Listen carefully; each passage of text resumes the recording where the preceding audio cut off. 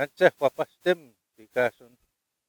So we're back here today, and we're gonna finish processing this moose that we harvested, and we want to make sure we're not wasting anything.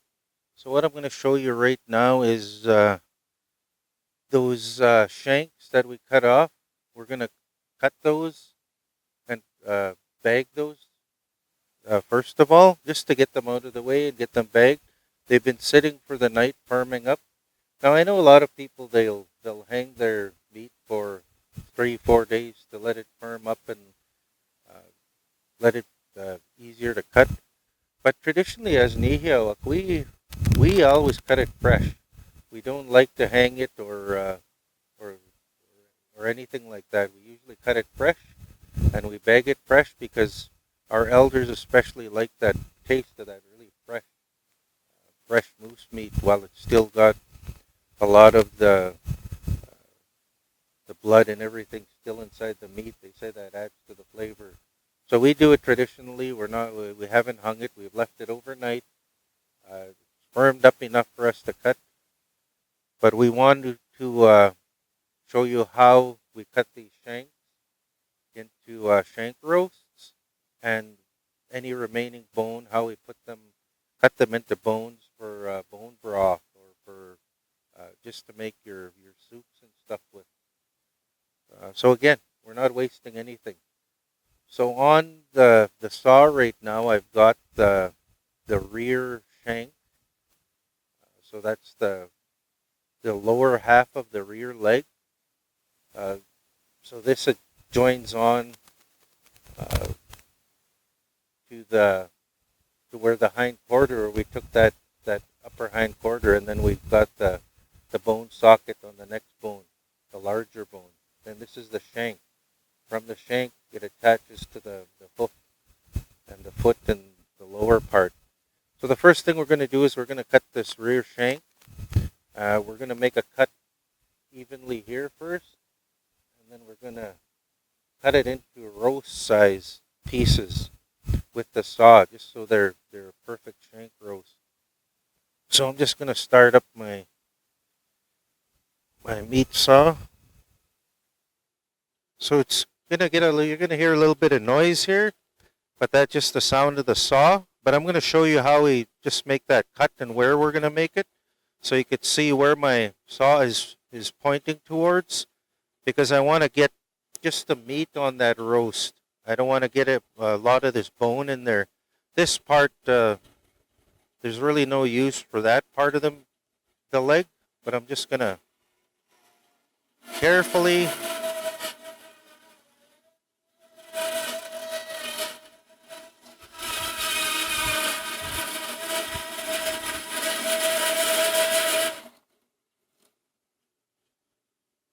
So I've made my nice even cut, and just the bone and not a lot of meat is left on there.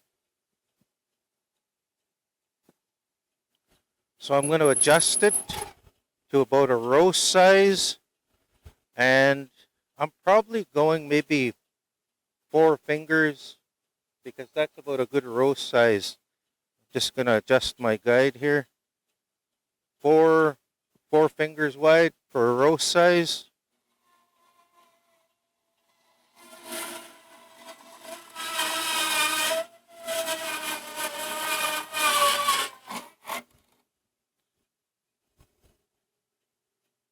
And you'll see my shank roast there. So I've got the perfect shank roast. I've just got to clean it up a bit, get all of the grindings from the saw off of there. But I'm going to make another cut again, about the same size. So I don't have to measure with my hand again because I've already got my guide set.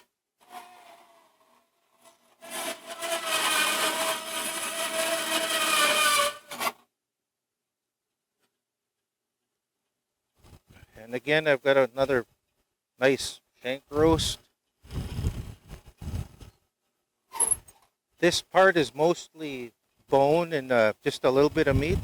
So I'm going to cut a couple pieces off of here just for my bone broth.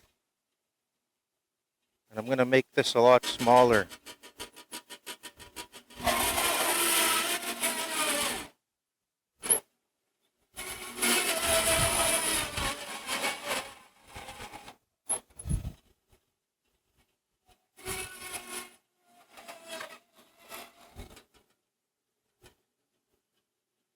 I always make sure I keep my hands well away from that saw. So I've got a perfect size here for a bone broth with the bone marrow in there. Make a really nice bone broth. And what I've got here, there's not a whole lot left on. Just some really gristly stuff. So this part I probably won't use.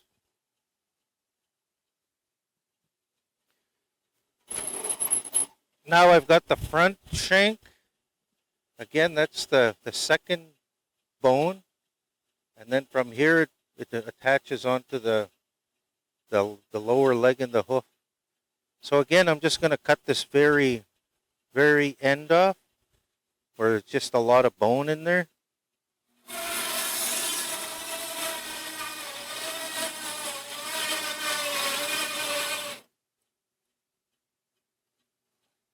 So that's just solid bone there. Not a whole lot I can do with that. Now I'm going to cut my front shank roast. Again, I'm going to measure about 4 fingers. Set my guide.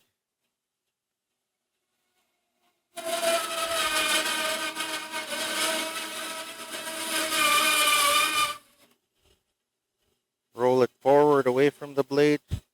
And I've got another nice shank roast.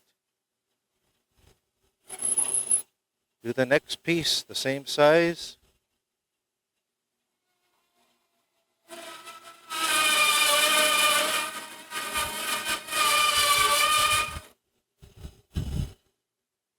And I've got another beautiful shank roast. I could probably get one more small one out of this.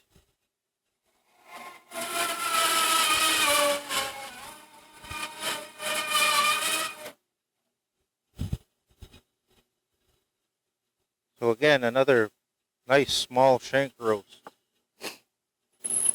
These ones again, I'm going to set it to about 2 fingers length.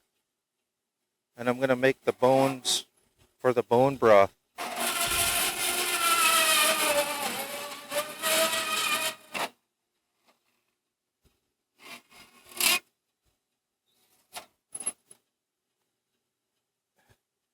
So again there, that can perfect size for a bone broth. Again with the next set.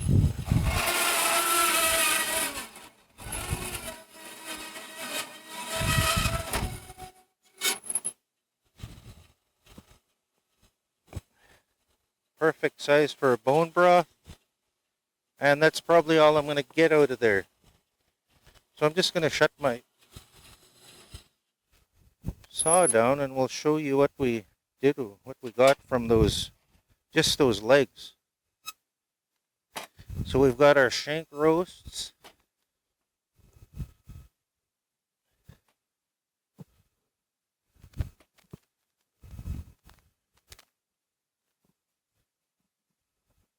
Nice big one here, shank roast. And we've got all the bones for the bone broth.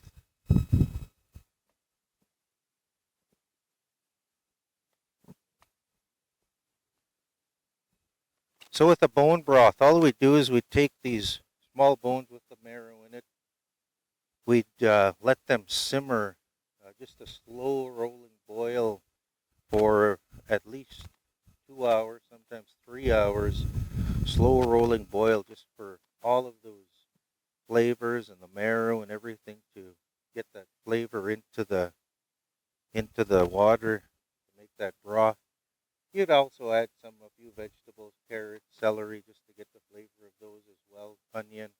But you'd really add nothing else. There's no spices or anything. You just get the natural flavor of the bones and the marrow and the natural flavor of any vegetables.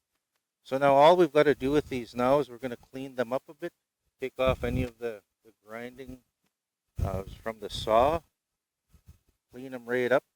Then we're gonna vacuum seal and package those. And that's what we'll do right now. We're gonna clean them off. Then we're gonna vacuum pack them, and we'll show you what they look like when they're all cleaned and vacuum packed. So we finished vacuum sealing our shank steaks, as well as shank roasts, as well as our bone broth bones. But I just wanted to show this because a lot of people, far more people than I'd like to see, throw these away. They throw the lower halves of the legs, the shanks. They just chuck them away or use them for dog food or something. And that is such a waste because we've got maybe 25, 30 pounds of good, perfect, edible meat here. Beautiful shank roasts, beautiful bones for bone broth, and really nothing is wasted. So just like when we first began cutting this moose, we made the promise to that moose that we're going to utilize everything possible. And this is a part of that, especially as an ihiawak. We don't like to waste anything. So these are going to ready for the freezer now, and they'll be nice vacuum sealed, so nice and fresh when we decide to take them out and use them. So just wanted to show you that final product ready for the freezer.